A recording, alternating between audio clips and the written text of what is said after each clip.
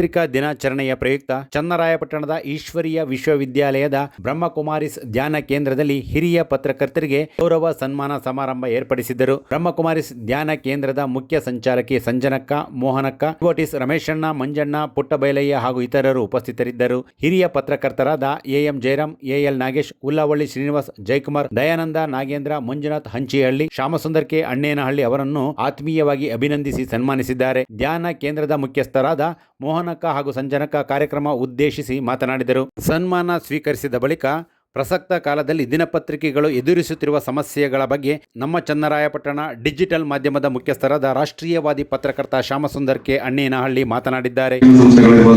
ಹೀಗೆ ಹೋರಾಟಗಾರರಿರ್ಬೋದು, ಪ್ರತಿಯೊಬ್ಬರು ಸಹ ಪತ್ರಕರ್ತರು ಕರೆದು ಅವ್ರ ಮೂಲಕ ಪ್ರಚಾರನ ಪಡ್ಕೋತಾರೆ. ಬಟ್ ಅವರಿಗೆ ಒಂದು ಪತ್ರಿಕಾ ದಿನಾಚರಣೆ ಇದೆ, ಅವತ್ತು ನಾವು ಅವ್ರನ್ನ ಸ್ಮರಿಸ್ಕೊಳ್ಳೋಣ. ಅವರೆಲ್ಲರನ್ನೂ ಕರೆದು ಅವ್ರನ್ನ ತಿಳ್ಕೊಳ್ಳುವಂಥ ವ್ಯವಧಾನ ಯಾರೂ ಸಹ ಇಟ್ಕೊಂಡಿಲ್ಲ. ಅದೇ ಅದಕ್ಕೆ ಹೊರತಾಗಿ ಅಂದ್ರೆ ಪತ್ರಕರ್ತರು ಏನೆಲ್ಲ ಮಾಡ್ತಾರೆ ಇದನ್ನ ಬ್ರಹ್ಮಕುಮಾರಿ ಸಮಾಜದ ವತಿಯಿಂದ ಎಲ್ಲ ಡಿವೋಟರ್ಸ್ಗಳಿಗೆ ತಿಳಿಸಬೇಕು ಅನ್ನೋ ಉದ್ದೇಶ. ಇವೆಲ್ಲ ಎಷ್ಟು ಚೆನ್ನಾಗಿರುತ್ತೆ ಅಂದ್ರೆ ಅವರವರ ಕರ್ತವ್ಯಗಳು, ಅವರವರ ಮಹತ್ವಿಕೆಗಳು ಎಲ್ಲವೂ ಅರಿವಿಗೆ ಬರೋದಕ್ಕೆ ಈ ದಿನಗಳು ನಮಗೆ ಬೇಕಾಗತ್ತೆ. ಸಮಾಜದಲ್ಲಿರುವ ಎಲ್ಲ ವ್ಯಕ್ತಿಗಳಿಗೂ ಅವರವರ ದಿನ ಏನಿದೆ, ಈ ದಿನ ನನ್ನ ದಿನ, ಇದು ನನ್ನ ಕರ್ತವ್ಯದ ಮಹಾನತೆಯನ್ನು ವ್ಯಕ್ತಪಡಿಸುವಂತಹ ದಿನ ಅನ್ನೋದು ಎಲ್ಲರಿಗೂ ಮನದಟ್ಟಾಗ್ತಾ ಹೋಗುತ್ತೆ. ಹಾಗಾಗಿ ಇದರಲ್ಲೂ ಈ ವಿಶೇಷವಾಗಿ ದಿನ, ಈ ಪತ್ರಿಕಾ ದಿನ ಏನಿದೆ, ತಾವೆಲ್ಲ ಸಹೋದರರೇನಿದ್ದೀರಿ ಈ ಒಂದು ಕ್ಷೇತ್ರದಲ್ಲಿ ಹೇಳಬೇಕು ಅಂದರೆ ನೀವು ಮಹಾನ್ ಕರ್ಮವೀರರು. ಯಾಕಂದರೆ ಎಲ್ಲರನ್ನ ಸದಾ ಕಾಲಕ್ಕೂ ಮಹಿಮೆ ಮಾಡ್ತಾ ಇದ್ವಿ, ಹೇಳ್ತಾ ಹೋದ್ವಿ, ಹೊಗಳ್ತಾ ಹೋದ್ವಿ, ಆದರೆ ಎಲ್ಲವೂ ಚೆನ್ನಾಗಿರುತ್ತೆ. ಆದರೆ ಯಾರದ್ದಾದರೂ ಓರೆ ಕೋರೆಗಳು, ತಪ್ಪುಗಳನ್ನು ಸರಿಪಡಿಸಿ ಹೇಳೋದಕ್ಕೆ ಶಕ್ತಿ ಬೇಕಾಗತ್ತೆ. ಆ ಶಕ್ತಿ ತಮ್ಮಲ್ಲೇ ಇರುತ್ತೆ. ಹಾಗಾಗಿ ಎಂತಹ ಸಾಹಸಿಗಳು ಯಾರನ್ನೂ ಕೂಡ ಬಿಡುವ ಮಟ್ಟದಲ್ಲಿಲ್ಲ. ಯಾಕಂದ್ರೆ ಈ ಪತ್ರಿಕೋದ್ಯಮ ಏನಿದೆ ಇದು 4ನೇ ಬಹಳ ಮುಖ್ಯವಾದಂತಹ ಅಂಗ. ಮೀಡಿಯಾ ಅಂತಂದ್ರೆ ಯಾರೇ ಆಗಲಿ ಸ್ವಲ್ಪ ಎಚ್ಚರಿಕೆಯಲ್ಲಿರ್ತಾರೆ. ಯಾಕೆಂದ್ರೆ ಇವರು ಮೀಡಿಯಾ ಪರ್ಸನ್ಸ್ ಅಂತಂದ್ರೆ ನಮ್ಮನ್ನ ಪ್ರತ್ಯಕ್ಷ ಮಾಡೋದು ಇವರೇನೆ.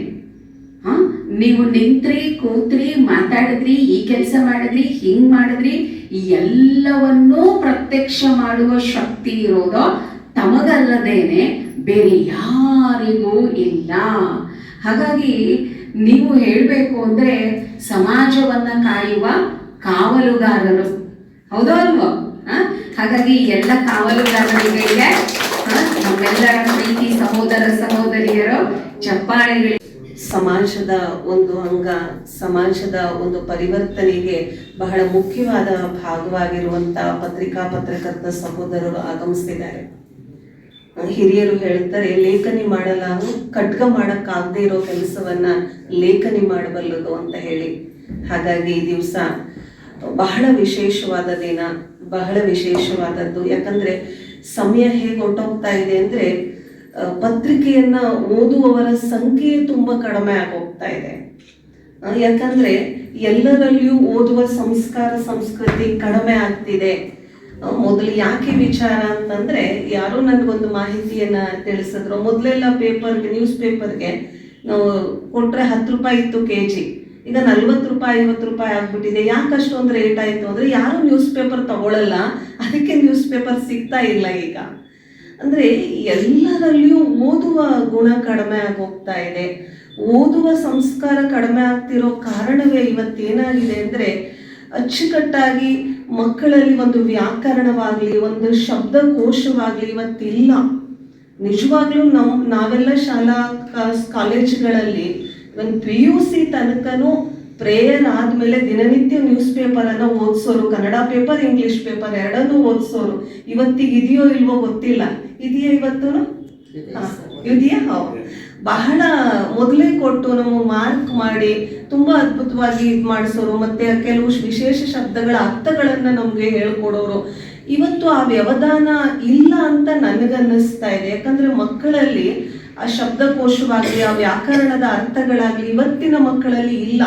ನೀವು 10ನೇ ಕ್ಲಾಸ್ ಓದುತ್ತಾ ಇದ್ರು ಕನ್ನಡದ ಕೆಲವು ಶಬ್ದಗಳ ಬಗ್ಗೆ ಅವ್ರಿಗೆ ಅರಿವೇ ಇರೋದಿಲ್ಲ. ಹಾಗಾಗಿ ದಿನನಿತ್ಯ ದಿನಪತ್ರಿಕೆಯನ್ನು ಓದೋದ್ರಿಂದ ನಮ್ಮ ಒಳಗಡೆ ಶಬ್ದಕೋಶ ಅನ್ನೋದು 100% ವೃದ್ಧಿಯಾಗತ್ತೆ. ಈ ದಿನ ನಮ್ಮ ಸೇವಾ ಕೇಂದ್ರಕ್ಕೆ ನಮ್ಮ ಊರಿನ ಹಿರಿಯ ಪತ್ರಕರ್ತ ಸಹೋದರರು, ಸಾತ್ವಿಕ ಮನಸ್ಸುಳ್ಳಂತ ಎಲ್ಲ ಅಣ್ಣಂದ್ರು ಬಂದಿದ್ದಾರೆ. ಅವರೆಲ್ಲರಿಗೂ ಸಹ ಈಶ್ವರೀಯ ವಿಶ್ವವಿದ್ಯಾಲಯದ ವತಿಯಿಂದ ತುಂಬು ಹೃದಯದ ಸ್ವಾಗತ.